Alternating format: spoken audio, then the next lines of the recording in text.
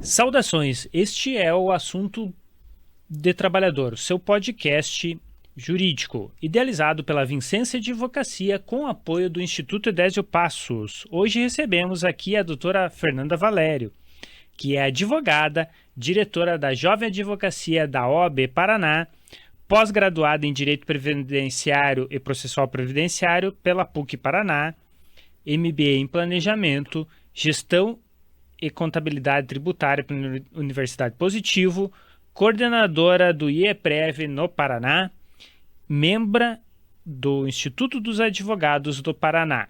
Doutora Valéria, muito obrigado pela sua presença aqui no nosso podcast.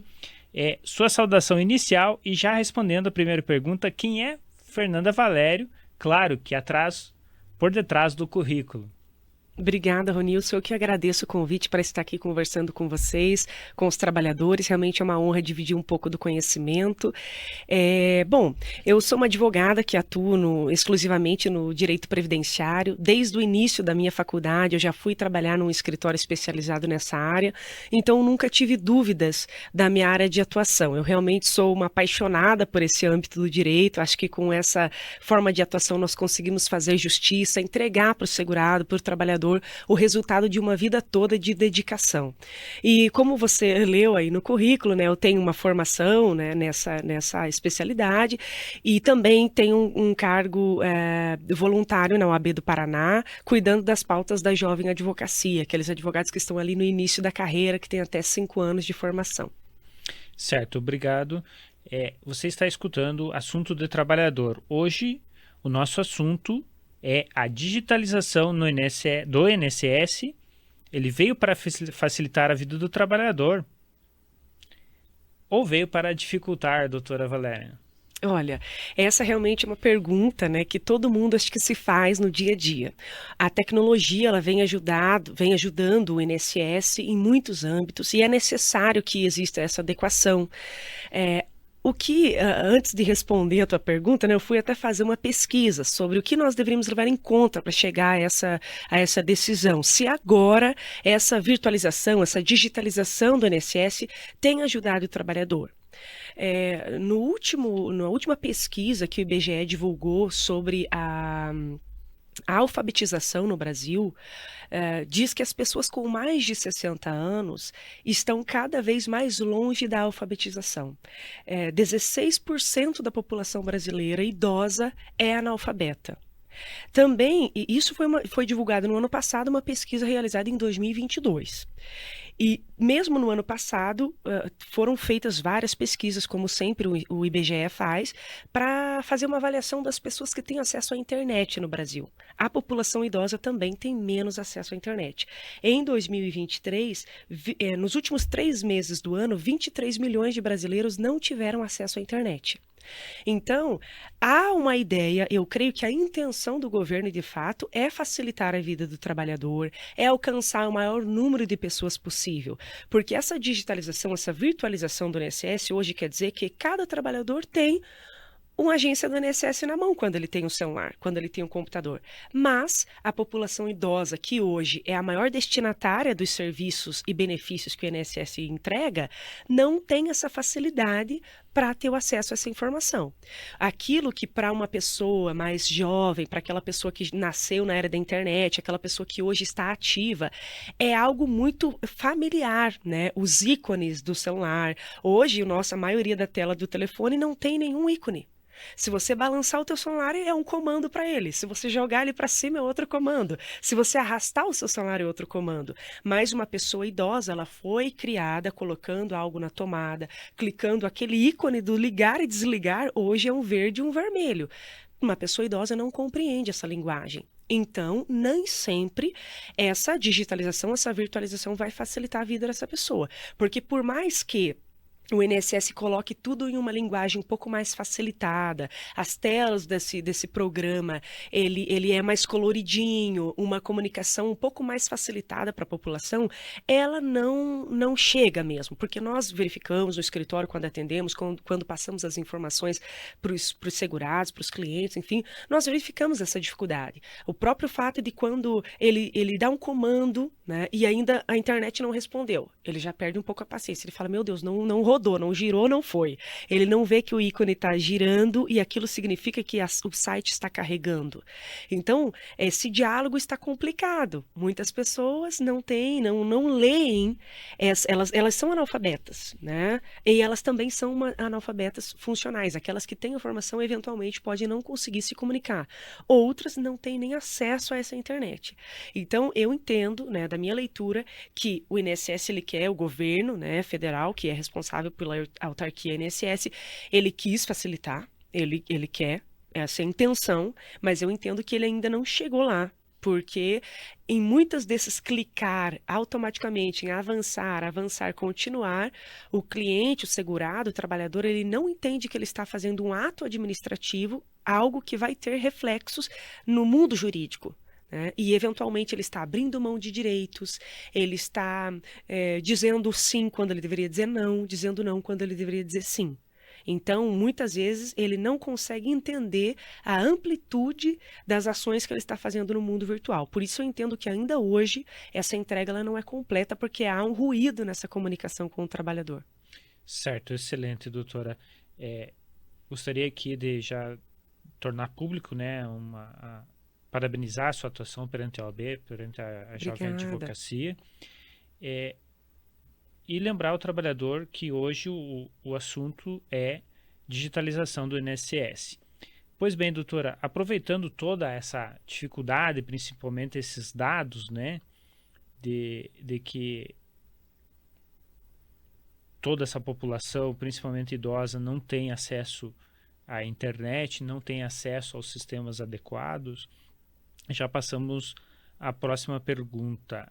Qual que é a melhor forma do trabalhador, do aposentado, daquele pensionista não cair em golpes? Né? Que é muito, infelizmente, é muito... rotineiro até. Rotineiro, exatamente. Infelizmente. Porque enquanto muitos trabalhadores não têm esse acesso todo, muitas pessoas com má intenção têm amplo acesso, né? Estão lá todos os dias criando novos golpes para, enfim, acessar esse trabalhador. Acredito que a pessoa manter a sua conta no sistema virtual, hoje que é o gov.br, essa plataforma em que o meu INSS está inserida, acho que é muito importante que todo trabalhador mantenha essa plataforma atualizada, seu aplicativo atualizado, com todas as possibilidades de segurança que ele entrega hoje. A leitura facial, a biometria quando possível, a senha, não passar para ninguém a senha, manter essa senha guardada, se possível apenas na memória, né? A gente sabe que hoje são senhas em todos os lugares, então isso é muito difícil. Não passar informação para alguém que às vezes liga. O INSS ele não liga, ele não manda WhatsApp, ele não pede por SMS foto, informação, nenhum tipo de dado pessoal, né? Então, o que o INSS entrega hoje está dentro do aplicativo Meu INSS ou pela ligação ao telefone 135. E todas essas ligações, elas geram protocolo. É sempre importante o trabalhador anotar o número desse protocolo, porque ele vai poder, eventualmente, se acontecer uma fraude no benefício dele, usando o nome dele, os dados dele, ele poderá impugnar essa fraude com base em algum número de protocolo que ele já tenha. Então, ele deve guardar atualizado o seu aplicativo, ter uma senha ali que ele pode até eventualmente, rotineiramente modificar e não passar nenhuma informação por telefone, por WhatsApp, por SMS.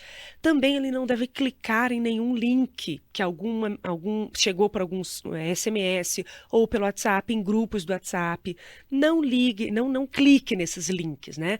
Normalmente, as pessoas mal intencionadas, elas vão usar toda uma capa, ao invés de um super-herói, de um vilão, né? Que vai ficar muito parecida com o rosto do INSS. Então, vai ser um ícone que lembra muito o ícone da Previdência Social. Vai ser um telefone, não é 135, é o 531. Né? Tudo comunica muito as informações da Previdência Social. Então, antes de qualquer atitude, é importante a pessoa conversar com o advogado da confiança, buscar no próprio site do INSS informações atualizadas. Atualmente, o INSS tem feito muito esse trabalho de passar as informações. Então, muitas dúvidas que você tem, você pesquisa no Google e vai aparecer o site da Previdência Social com a resposta, né? Então, é importante ele buscar a fonte, né, originária ali da informação. Se a pessoa já tem um advogado que está cuidando do processo, tanto administrativo quanto judicial, ligar para esse advogado, ir pessoalmente até o escritório desse advogado, porque também tem acontecido esse que nós chamamos do golpe do falso advogado, né? A OAB do Paraná busca, junto à Polícia Federal, solucionar isso. Nós já recebemos até mesmo os delegados que estão atuando nesses processos, essas fraudes que têm acontecido, e eles dizem que cada dia os golpes ficam mais sofisticados. Então, quando a Polícia Federal descobre como um criminoso trabalha, eles já construíram uma nova forma de fazer o golpe. E aí tem aquela máxima, né? Quando a bênção é demais, até o santo desconfia, não é algo parecido com isso? Não existe fórmula mágica para nada na nossa vida. Não existe almoço de graça, não existe nada. Então, né, todas as coisas, as benfeitorias, aquelas grandes notícias, vamos olhar com cautela, sempre ter um pouquinho de cautela, porque eventualmente isso pode ser ali um campo minado e o segurado acaba passando as suas informações, concordando com algo que seria um golpe, na verdade. Exatamente. Quando a esmola é demais, o santo Santo, desconfia. é isso, eu aqui modifiquei um pouco. Exatamente. Você está escutando Assunto de Trabalhador, hoje falando sobre a digitalização do INSS com a doutora Fernanda Valério. Siga as nossas redes sociais da Vicência Advocacia e do Instituto Edésio Passos. Aproveitando, doutora, que nós comentávamos anteriormente, inclusive houve uma atualização quanto à questão da instrução referente à questão do desconto de associações.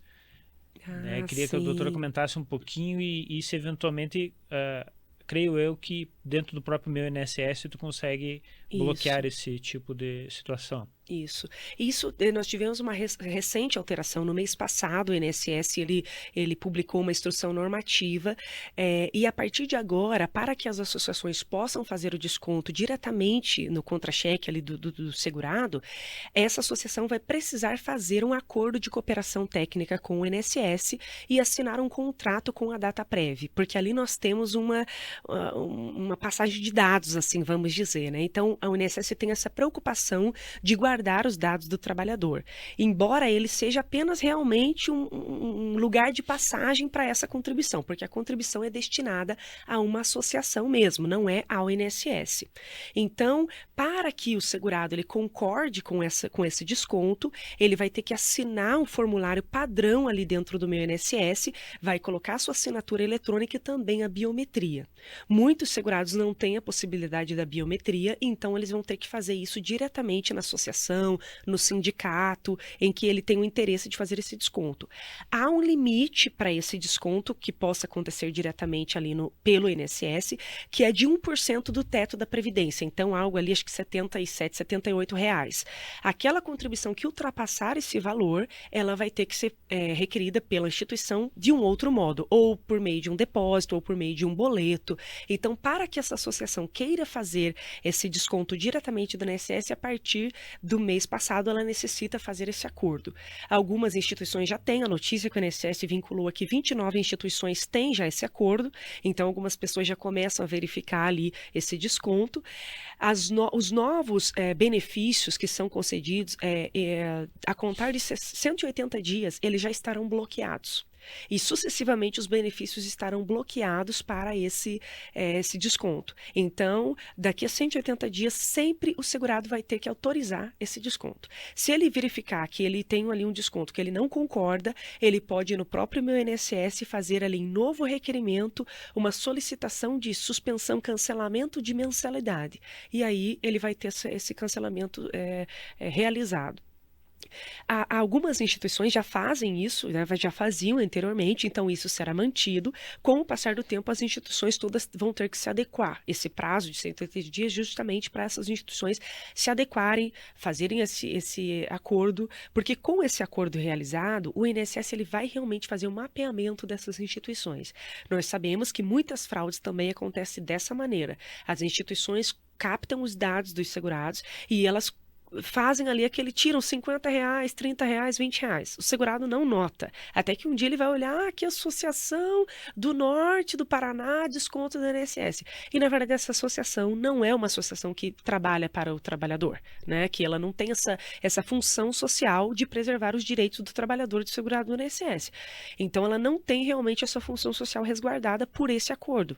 Então isso realmente vai poder ser suspenso, né? Então é uma forma, eu acredito que essa nova modalidade de deixar tudo aqui mais desenhado pelo INSS é para trazer mais tranquilidade e para que realmente o INSS pode ter certeza que aquele desconto que está sendo realizado, ele está indo para uma instituição que vai defender os interesses daquele trabalhador, um sindicato ou uma associação. Excelente, doutora. Lembrando o trabalhador que também tem a opção de bloqueio de empréstimos dentro do meu INSS, que também é outro ramo que também há muitas fraudes, né, doutora? Infelizmente, temos rotineiramente essas fraudes. Muitas vezes elas não são fraudes, assim, vamos colocar juridicamente falando, mas talvez a abordagem que algumas instituições bancárias fazem sejam fraudulentas, porque quando nós vamos verificar no processo, numa demanda judicial, nós verificamos que, de fato, o segurado aprovou aquele empréstimo. Acontece que, eventualmente, em muitos casos, o segurado não tinha possibilidade jurídica de realizar aquele empréstimo. Ele vai, na realidade, entrar num autoendividamento, né? Então, por conta disso, esses empréstimos, eles podem ser até mesmo bloqueados, cancelados via judicial, né? No caso de ficar configurado que ele já tinha o seu patrimônio comprometido e que aquele valor de empréstimo está ultrapassando o limite legal. Então, realmente, existem casos em que a abordagem é fraudulenta, mas o segurado concordou com aquele empréstimo, ele pode discutir isso judicialmente, e existem outros casos em que realmente uma instituição financeira coloca um crédito ali para o segurado, ou uma abordagem mais até violenta de alguma instituição que realmente aborda o segurado, engana o segurado, e ele acaba passando seus dados e concordando com aquele empréstimo. Excelente. Você está escutando o podcast Assunto do Trabalhador, o seu guia jurídico. Doutora, quanto à questão do auxílio-doença, como que o trabalhador pode realizar o pedido no aplicativo? Gostaria que comentasse um pouquinho, esclarecesse um pouquinho para o nosso trabalhador. Tá ok. Se o trabalhador for hoje acessar o aplicativo, talvez ele não vai encontrar mais o termo ali auxílio-doença, porque após a reforma da Previdência, nós tivemos uma mudança nessa nomenclatura, porque o auxílio-doença, que assim era chamado, hoje passa a se chamar benefício por incapacidade temporária. Ele é para aquele segurado que não tem condições de exercer a sua atividade laborativa por 15 dias consecutivos. E nós temos também um benefício por incapacidade permanente, que ele não é para sempre. O permanente é enquanto durar uma incapacidade por um longo prazo para qualquer atividade e também para atividade que mantém, né, a qualidade de vida do segurado. Então, hoje, tudo é realizado ou pelo telefone 135 ou pelo aplicativo do Meu INSS, que está lá dentro do gov.br, a senha é a mesma.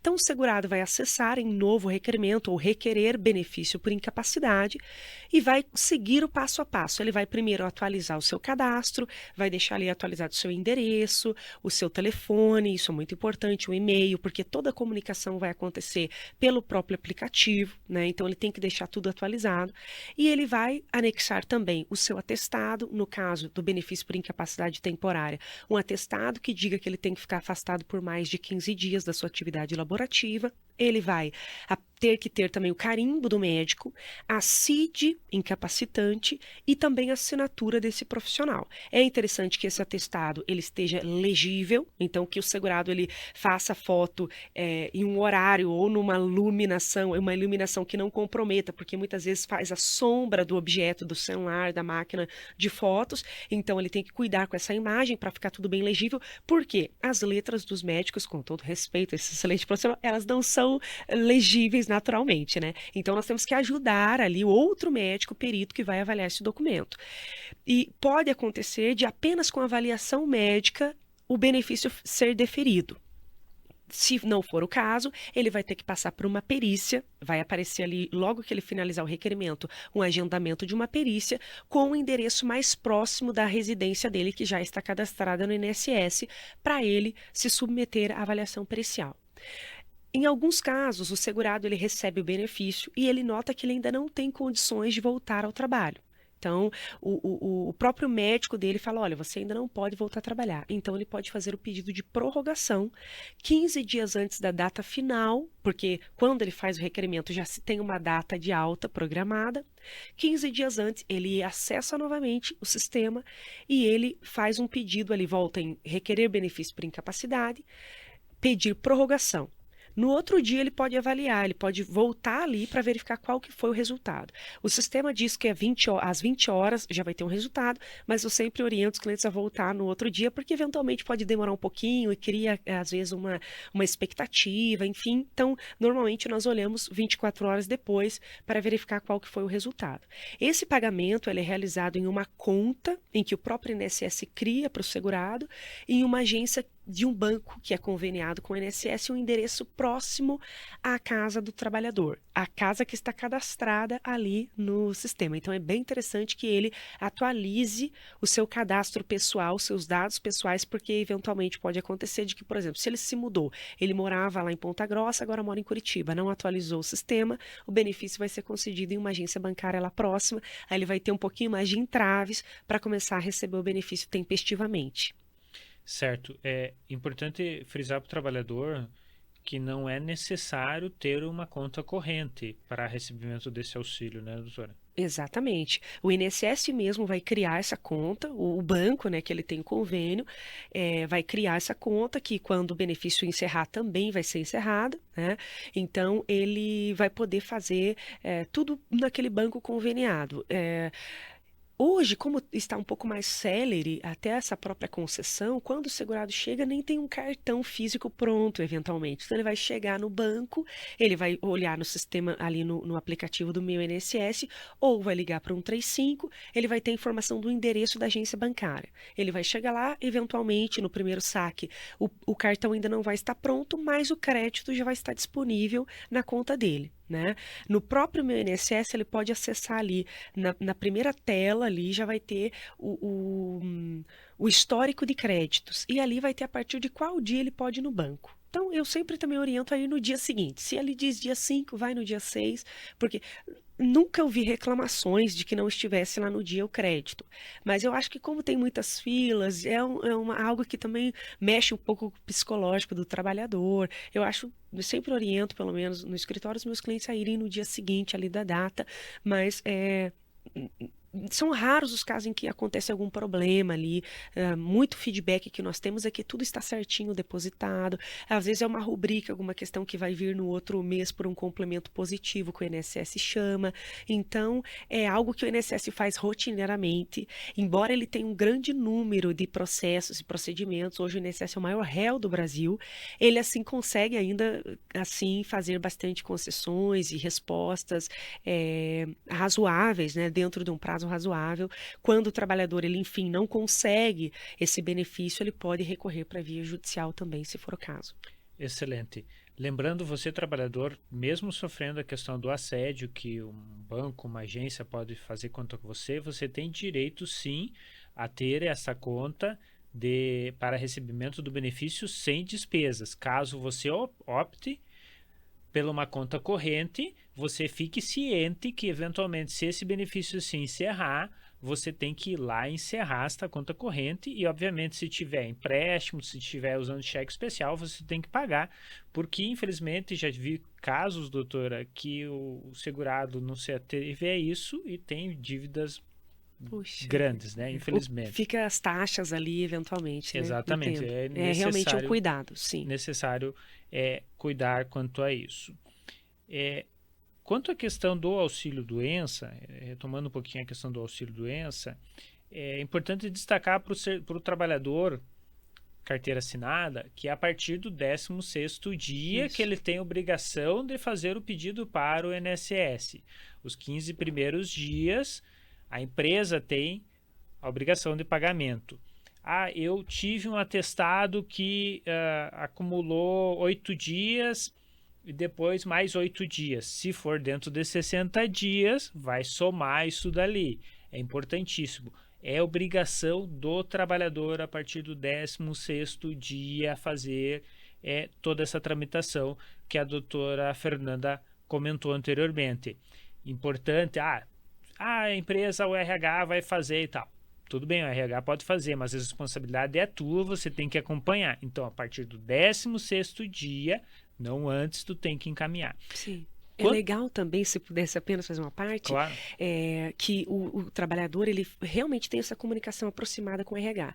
Houve a concessão do benefício, já envia também aquele resultado para o RH, porque ele vai ter a data da cessação, o RH já sabe, para evitar um abandono do trabalho, qualquer coisa nesse sentido. Então, às vezes, o segurado fica tão aliviado que conseguiu o benefício por incapacidade e esquece de avisar o RH. Então, é interessante avisar o RH, enviar a carta de concessão do benefício, porque ali vai ter a data da cessação, quantos dias o benefício vai durar, e aí todo mundo fica tranquilo, não tem problema para ninguém. Exatamente, importantíssima essa sua lembrança, doutora. Quanto àquele trabalhador da agricultura familiar, é necessário esclarecer que daí não entra no caso no 16º dia, desde o primeiro dia.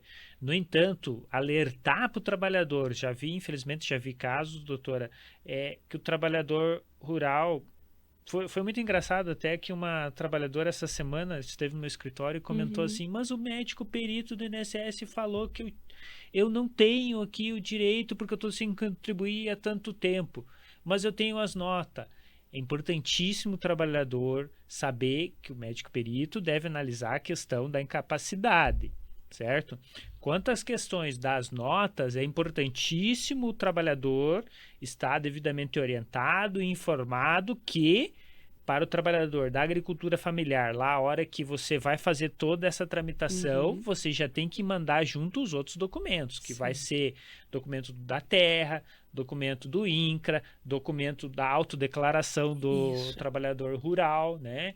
Além dos documentos médicos. Muitas vezes a gente assiste, já vi inúmeras situações, o trabalhador vai lá e manda só o documento médico. Mas como é que o INSS vai saber que ele é agricultor familiar? Não tem o CNIS, né? Já entrando para essa parte do CNIS, né?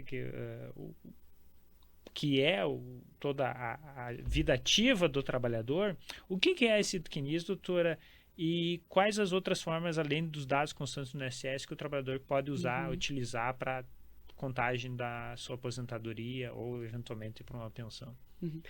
Então, o famoso CNIS significa o Cadastro Nacional de Informações Sociais. Ele é a base de dados que o INSS usa a partir das informações que são enviadas pelas empresas, pela Receita Federal, pelo próprio trabalhador, pelo segurado.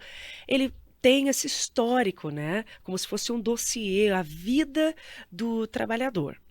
Esse cadastro, ele é, vamos dizer, consideravelmente recente. Então, ele não é de uma confiabilidade plena. Claro que as pessoas mais jovens que entram agora numa era já digital, que tem a sua carteira de trabalho digital, tudo mais, há uma possibilidade de maior fidedignidade, maior verdade nessa base de dados.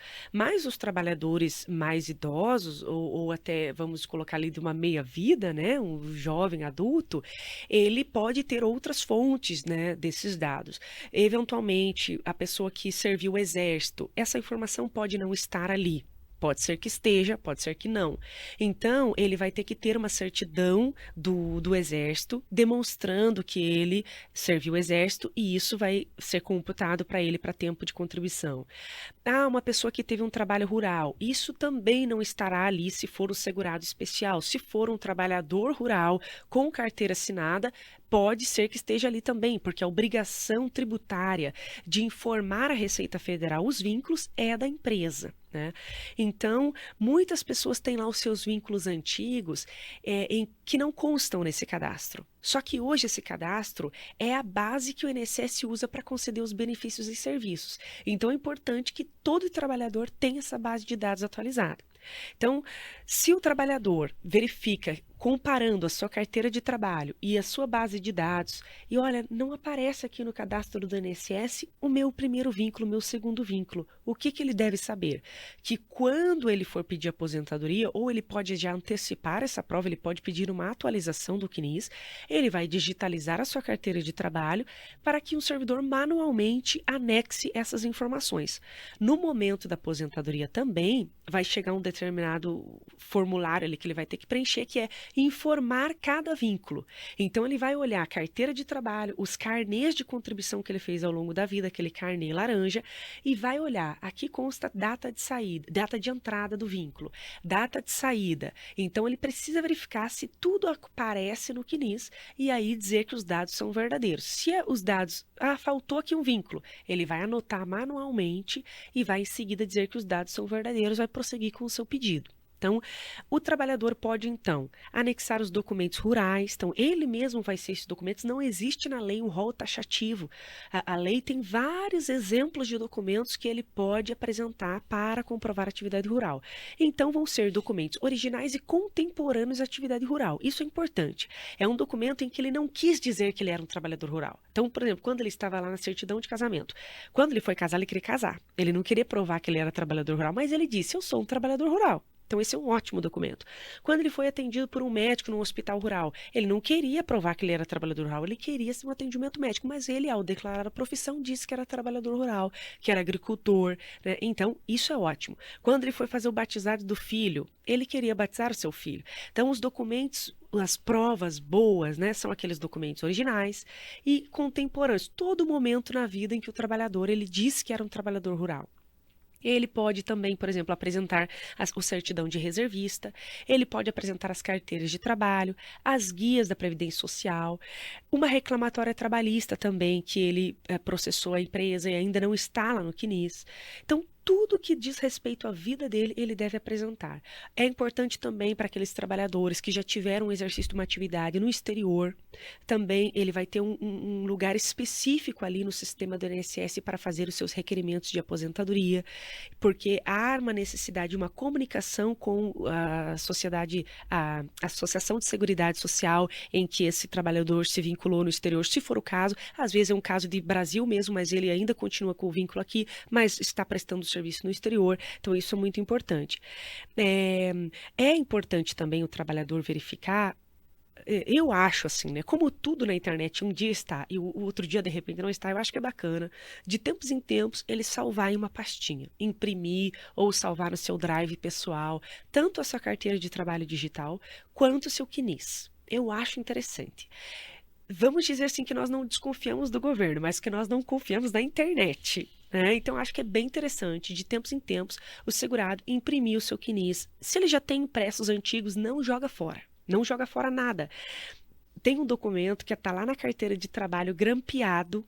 Um documento está normalmente caindo aos pedaços, com marca de café, com uma pata de um cachorro, com um risco do segurado que ele fez. Aquele documento, muitas vezes, ele vai comprovar que toda a contribuição que está no Cadastro Nacional de Informações Sociais é daquele segurado. Então, tudo que é documento físico que ele tinha antigo, ele deve manter. E também agora alguns documentos, para ter a confiabilidade desses dados. Não jogar a carteira de trabalho fora. O que acontece muitas vezes? A pessoa tem uma carteira de trabalho e o INSS lá antigamente criou para ele o número do PIS, o número do PASEP. Aí ele tem uma carteira nova, copiar e colar os documentos, copiar e colar não, recadastrar os dados, e ele joga a carteira antiga, né? Só que, às vezes, tinha lá atrás aquele um papelzinho com o carimbo, com a data que ele optou pelo PIS e prova que aquelas contribuições são dele. Né? Aí ele foi um dia ser procurador de alguém no INSS, um familiar que estava doente. O servidor estava com preguiça de pesquisar se ele já tinha outro número de CNIS, outro número de NIT, perdão, que é o número individual do trabalhador, número de inscrição do trabalhador, perdão, e cria um outro número para ele. Um outro dia ele, eu vou agora, não tenho mais carteira de trabalho, eu vou começar a pagar o INSS, porque eu quero me aposentar jovem. Ele começa a pagar e ele cria um outro número de inscrição. Então, essa pessoa, ele tem vários números de inscrição. perante o INSS. Ele tem o número do PIS, o número do NIT, o número do PASEF, que é tudo o mesmo número, mas são vários números. E as contribuições, elas são destinadas para cada número. Quando esse cliente vai aposentar, ele leva um susto, porque ele olha o CNIS e fala, meu Deus, mas eu não contribuí só esse pouquinho aqui. Porque, eventualmente, está vinculado ao CPF dele apenas um número. Então, ele tem que anelar essas contribuições, esses números de inscrição. Ele tem que provar que aquele número da primeira carteira de trabalho é dele, que o da segunda carteira de trabalho também é dele. As carteiras mais modernas, elas têm aquela parte emplastificada que tem ali o número do NIT. Então, ele tem que dizer que é a mesma pessoa. E é importante ele manter aquele papelzinho antigo que está grampeado lá na última página da carteira, porque esse número tem o nome da mãe, tem a data de nascimento, tem o número de inscrição. E muitas vezes, ao fazer esse cadastro do trabalhador, o servidor não preenche todos os dados. E quando faz um segundo número, também não preenche. Então, não se vinculam. Se um servidor do INSS preenchesse toda a base de dados correta, o segundo também preenchesse, o sistema automaticamente ia dizer, é a mesma pessoa, porque tem o mesmo número de CPF, a mesma data de nascimento e o nome da mãe. Salvo os homônimos realmente, né, que terão problema de ter que provar que são pessoas distintas com o mesmo nome, as outras pessoas apresentando o nome da mãe, a data de nascimento, o número de CPF, aí não terá problema nenhum. Excelente. Deixa eu te contar que eu tinha dois NIT. Eu tenho 3. E não tô com carteira amarela. Pois é. É realmente, porque quando eu comecei a atuar no Previdenciário, no INSS, cadastraram um número para mim. E acho que o servidor olhou e falou, essa pessoa é muito nova para ter o número de NIT, eu já tinha um, né? Então, realmente é importante mantermos os dados atualizados, porque cada vez mais essa digitalização vai ser um comportamento natural do sistema. Ele vai identificar todos os dados que o segurado tem e o segurado vai dar enter, enter, enter, vai dizer sim, sim, e vai sair uma aposentadoria. Né? Então é importante que essa base de dados esteja atualizada para que essa aposentadoria seja correta, porque senão o segurado vai ter que pedir uma revisão, né? E aí realmente ele não vai ter o melhor benefício naquele dia que ele requerer. Excelente. É de se destacar também que o que mais ocorre, o que mais nós ouvimos lá em Pato Branco, é que aquele trabalhador, eu joguei fora aquelas notas. Minha esposa fez uma limpeza, tocou fogo lá naquele monte de papel antigo, mas é importantíssimo, né? Guardar, Sim. deixar guardado, e realmente. E há também muita coisa que o trabalhador deve ficar esperto, quanto à questão da baixa, né? No próprio NIT, né? No próprio CNIS, tem muitos que não tem, só tem a admissão, mas a demissão não tem. Exato, sim. Como o sistema ali usa todas as informações que estão no CNIS, e se tiver um vínculo ali com uma anotação de entrada sem anotação de saída, embora a responsabilidade por essa informação seja da empresa, o segurado pode ficar prejudicado. Se ele apresentar a carteira de trabalho, que é uma carteira de trabalho original, com as datas em ordem cronológica, sem índices de rasura e nenhuma adulteração nessa carteira, essa carteira vai valer como uma prova plena. A não ser que o INSS faça alguma impugnação, olha, você falsificou, aí o INSS vai ter que provar que o segurado falsificou. Mas se essa carteira de trabalho ela está ali bonitinha, né, sem nenhuma adulteração, ela vai ser uma prova do vínculo e o servidor vai poder colocar a data de saída. Né? Que hoje essa responsabilidade acaba sendo entregue para o trabalhador, que ao pedir a sua aposentadoria vai entrar e colocar a data de saída e vai dizer, são verdadeiras essas informações. Ele não pode também mentir uma data de saída. Ele tem que olhar a carteira de trabalho e colocar essa data de saída ali. Ele vai colocar que as informações são verdadeiras, porque quando ele clica nesse ícone, ele está dizendo, eu posso responder um processo criminal se eu falsificar essa informação, e ele vai dar o seguimento à aposentadoria. Normalmente esse processo vai passar por um ser humano, né, por um servidor do INSS, que vai realmente olhar a carteira de trabalho e vai dizer que aquela informação é fidedigna. Mas pode acontecer de que essa concessão aconteça por um robô, pela inteligência artificial, que encontrou ali um benefício para o segurado e concede aquele benefício. Então é muito importante que ele mantenha esses documentos e analise o seu CNIS, ou entregue a um advogado de sua confiança, especialista no direito previdenciário, para analisar, será que tem todos os salários de contribuição? Será que tem a data de saída? Será que tem anotação de atividade especial? Será que tem todos os vínculos? Porque o INSS vai utilizar essa base de dados para conceder o benefício. Excelente, doutora. Você está escutando o assunto do trabalhador, hoje com a doutora Fernanda Valério, sobre a digitalização do INSS, veio para facilitar a vida do trabalhador. Não está no script aqui, mas agora me ocorreu lembrar o trabalhador, que é uma informação muito importante, quanto à questão pós-reforma daquele trabalhador que, digamos, trabalhou 15 dias ou menos dias, 5 dias, teve admissão lá dia 5 de um determinado mês, por exemplo, 5 de abril teve a demissão, e aquela contribuição dele naquele determinado mês foi abaixo do salário mínimo. Pós-reforma não se conta mais Sim. isso, né, doutora? Exatamente. Antes da reforma, as contribuições realizadas abaixo do salário mínimo também necessitavam ser complementadas quando elas eram realizadas pelo próprio segurado, quando ele era a pessoa obrigada a recolher, ou seja, o contribuinte individual, o empresário. No caso de um vínculo com anotação em carteira de trabalho, ele realmente tinha aquela contribuição computada no momento do cálculo do valor do benefício integralmente, ou no salário mínimo, quando ela estivesse abaixo.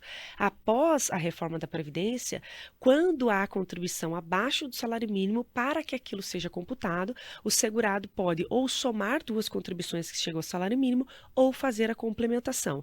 Existe uma guia específica para fazer a complementação, um código específico que não me ocorre agora, talvez depois nós possamos passar para os trabalhadores aqui numa edição. Ele tem que então colocar aquela guia específica para que essa contribuição seja computada, né? Então, no ano seguinte, a contribuição, ele já precisa fazer a validação dessa contribuição para que ela seja computada como um mês de contribuição. Lembrar você, trabalhador, que tem, por exemplo, meio período, ocorre muitas vezes, né? Sim. De você estar ganhando um valor abaixo do salário mínimo, você tem que realizar essa complementação para que depois você considere para a sua aposentadoria. Extremamente necessário hoje em Sim. dia é um planejamento previdenciário, né, Sim, doutor? isso é importante até não somente para aposentadoria, mas numas situações de maiores urgências. Por exemplo, no benefício por incapacidade temporária, um caso de pensão por morte também, né? Então é importante que o segurado mantenha a sua vida atualizada se ele tiver dependentes, tiver um companheiro, uma companheira, filhos, porque aí realmente ele tem uma preocupação maior de deixar a possibilidade de um benefício de pensão. Então, para a aposentadoria, claro que é uma preocupação, mas como é um procedimento de um longo prazo, talvez nós consigamos em alguma medida regularizar, mas para as urgências, por uma carência, para pensão por morte, para provar mesmo a qualidade de segurado, pode ficar um pouquinho mais complicado para quem não tem toda essa base de dados atualizada. Excelente. Doutora, para concluir, o trabalhador, a trabalhadora, eles podem confiar naquela contagem da aposentadoria que tem no meu INSS? Por enquanto, não, porque, embora, né, há todo esse esforço do governo federal em estar atualizado, como eu contei aqui antes, nós conversamos antes, essa base de dados ela não é absolutamente atualizada, porque nela faltam alguns dados, então eu não posso confiar. Saiu ali uma simulação, mas quando você vai verificar, aquele vínculo que no CNIS estava sem a data de saída não foi computado. Então, ela não é confiável por conta dessas ausências da informação. Para os segurados novos, aquelas pessoas que estão entrando agora no sistema, né? Isso, quando eles forem fazer, talvez realmente seja correta. Hoje, ela ainda não é confiável. Eu não sei você, doutor Ronilson, raramente eu faço uso dessa simulação. Eu realmente sempre conto que o cliente me conta uma história, os documentos dele me contam outra história, o Cadastro Nacional de Informações me conta outra história, eu tenho que bater no liquidificador e tirar uma aposentadoria. Então, ainda não é confiável, mas eu acredito que se todas as pessoas que fazem parte desse processo, as empresas, né, os regimes próprios de previdência, o próprio INSS, informarem corretamente dentro do prazo essas informações, um dia poderemos confiar. Exatamente. Eu questionei até porque muitos trabalhadores chegam ali com Com a impresso, né, com a simulação. simulação, tá ok aqui, ou tal coisa. Eu falei, calma, vamos verificar, vamos analisar, Sim, vamos realmente botar no programa para verificar toda a situação e tem esses N detalhes, né? Mais uma vez, muito obrigado, doutora Fernanda imagina. Valério, pela sua excelente explanação e sua conclusão final. Imagina, eu agradeço a oportunidade, foi uma honra realmente falar com você. Olha, Ronilson, eu acredito muito no sistema de previdência que nós temos no Brasil. Embora, depois da reforma, até muitas instituições bancárias começaram cada vez mais a querer vender os planos de previdência complementar, dizer para os trabalhadores que eles vão se aposentar somente com 100 anos e tal. É, Eu acredito ainda no sistema, porque nós temos várias fontes de financiamento desse sistema e porque o brasileiro ele não tem a cultura de buscar a sua própria previdência.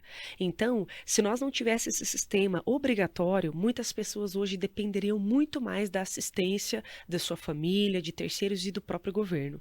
Então, eu acredito que cada um de nós, né, tem a possibilidade hoje de ter esse sistema, que é um sistema obrigatório, que é um sistema que entrega bastante benefícios se nós compararmos com qualquer outro sistema de previdência complementar. Então é importante que cada segurado cuide realmente da sua vida contributiva enquanto ele é jovem, como você falou ali do planejamento previdenciário. A previdência só se torna um problema para o idoso quando ele não cuidou daquela previdência quando ele era jovem. Então é muito importante o segurado se planejar para uma aposentadoria, mesmo que pareça, nossa, eu só vou me aposentar com 65, com 70 anos e tal. O tempo passa muito rápido e acontecem também os imprevistos da nossa vida. A doença, um acidente, a morte. Então nós temos que falar desses assuntos que não gostamos naturalmente de falar, mas eles são necessários. Então prevenir é muito importante, cuidar do seu futuro é muito importante para si e para os seus dependentes. Então, acho que, mesmo que seja um sistema hoje que recebe muitas críticas, eu ainda acredito nesse sistema, eu acho que ele tem bastante fontes de custeio e entrega bastante benefício se nós comparássemos a qualquer outro sistema de previdência. Excelente. Você escutou o assunto de trabalhador. A digitalização do INSS veio para facilitar a vida do trabalhador com a doutora Fernanda Valéria. Um grande abraço.